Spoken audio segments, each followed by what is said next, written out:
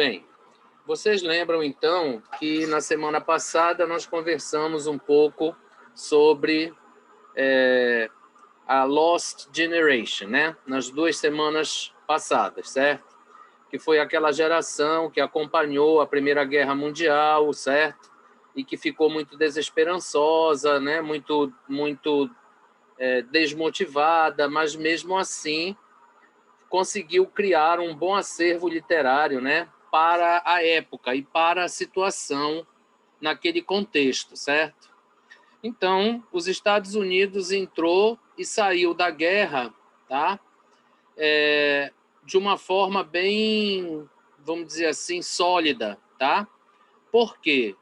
Porque os Estados Unidos, apesar das desavenças, né, dos descontentamentos, os Estados Unidos eram uma economia em franca expansão, tá?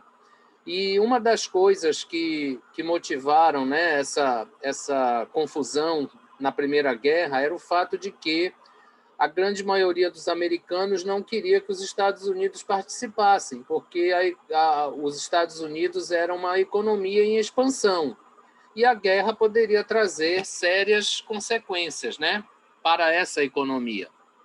Mas o fato é que os Estados Unidos entraram na Primeira Guerra, participaram da Primeira Guerra Mundial, né, e saíram dela de forma bem sólida, tá?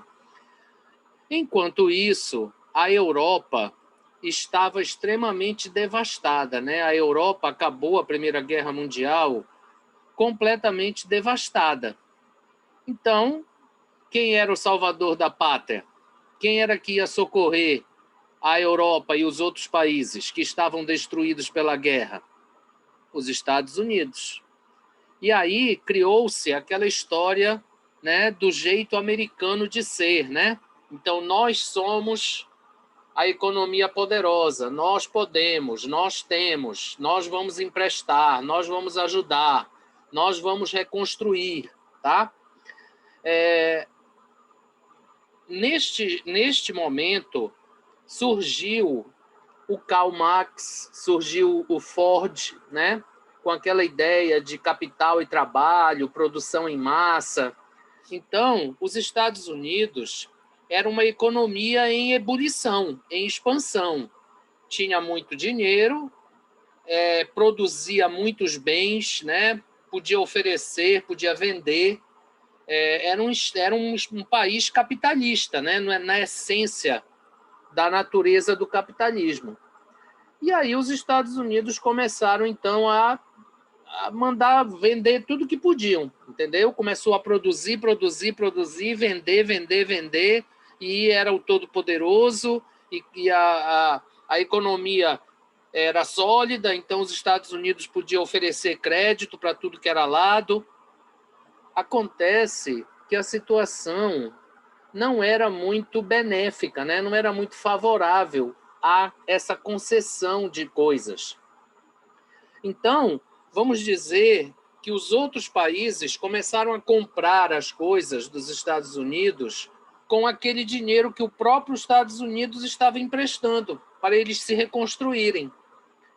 E aí isso começou a enfraquecer, a debilitar a economia americana, porque os outros países não tinham dinheiro, certo? Como era que eles iam pagar pelas coisas?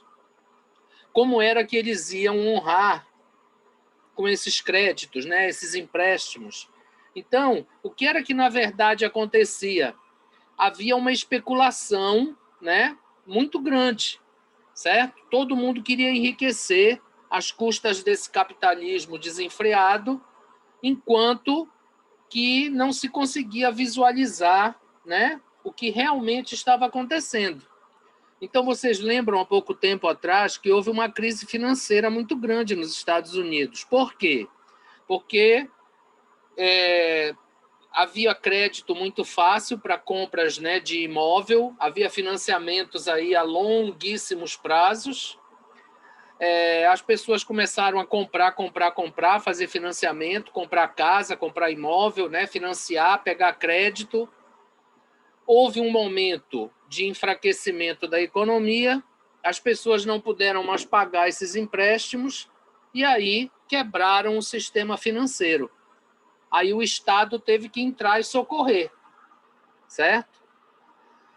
Era mais ou menos a mesma coisa que acontecia naquela época. Os Estados Unidos oferecia crédito, certo? Dava dinheiro para os países poderem se reconstruir e, ao mesmo tempo, vendia os produtos, né? Vendia tudo que podia para esses países. Então, é evidente que isso não podia dar certo. Enquanto isso, lá dentro dos Estados Unidos, e vocês lembram, né, aquela coisa do Grande Gatsby, The Great Gatsby, que foi uma obra que estava lá no finalzinho, né, da Lost Generation para entrar nesse próximo período, que é o da Grande Depressão e da Primeira Guerra Mundial, das consequências da Primeira Guerra Mundial. Lá dentro dos Estados Unidos, as pessoas estavam esbanjando do jeito que podiam. Era o chamado American Way of Life, tá? Então era um estilo de vida onde se comprava tudo, né? Carro e eletrodomésticos, e se gastava, se esbanjava porque tinha dinheiro, porque tinha os Estados Unidos, tinha dinheiro, tinha crédito, enfim. É claro que isso não podia dar certo, né, gente? Porque chega uma hora em que o dinheiro acaba. Então, se eu estou emprestando para você e você está comprando de mim com esse dinheiro que eu te emprestei, é óbvio que você não vai ter dinheiro para pagar o que eu te emprestei, certo? Porque o dinheiro vai acabar.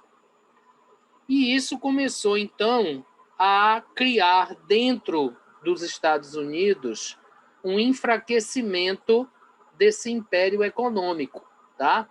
Começou a faltar dinheiro, a produção começou a diminuir, começou a faltar emprego, tá?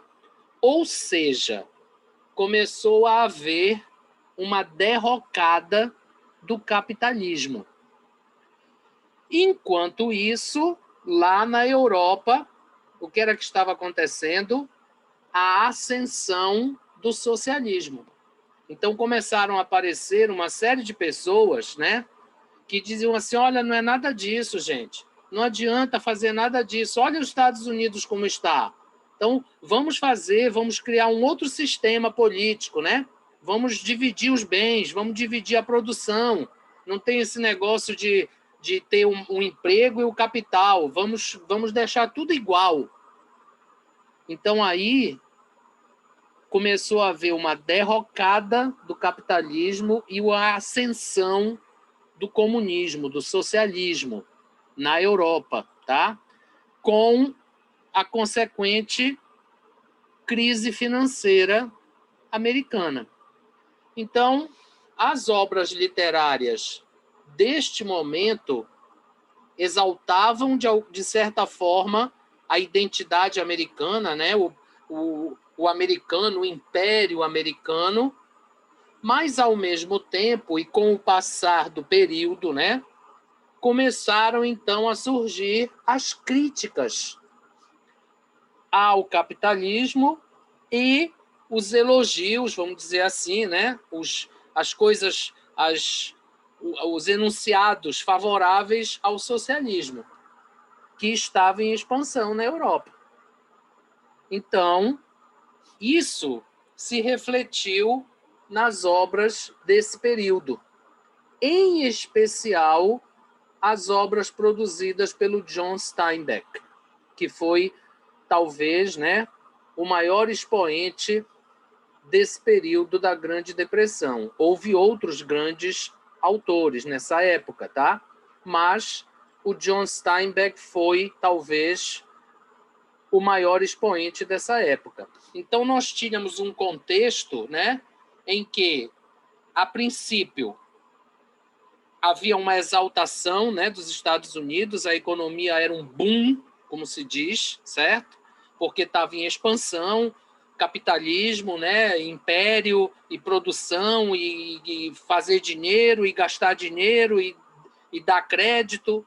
Só que os outros países não conseguiram se sustentar com isso. tá? E aí acabou acontecendo a derrocada do capitalismo, certo? E, consequentemente, em 1929, o que nós conhecemos como a Grande Depressão, quer dizer, houve uma crise financeira sem precedentes nos Estados Unidos e o país afundou completamente. E aí as obras literárias começaram, então, a refletir isso, certo? Então, houve um período de exaltação e um período de críticas.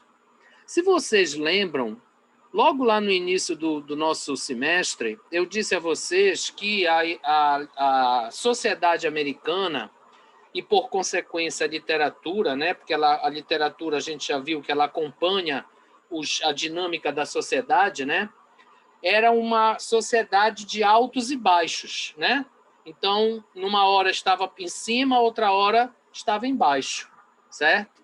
E vocês sabem que essa crise financeira quase levou os Estados Unidos à completa destruição, né? Quer dizer, por muito pouco, os Estados Unidos não foi dominado pelo socialismo, tá? Mas, como vocês viram aí há pouco tempo atrás, o povo americano tem sangue nas veias e eles gostam do país. Então, essa coisa do jeito americano, né, de ser americanista, é realmente forte. Então, todo mundo arregaçou as mangas e foi ajudar o país a sair daquela crise, tá? Claro que o governo teve que ser revisto, né? O governo teve que interferir na economia, como aconteceu agora com o Obama, né? O governo teve que entrar e sustentar a economia e estabelecer uma série de restrições e limitações, exatamente como aconteceu agora, tá?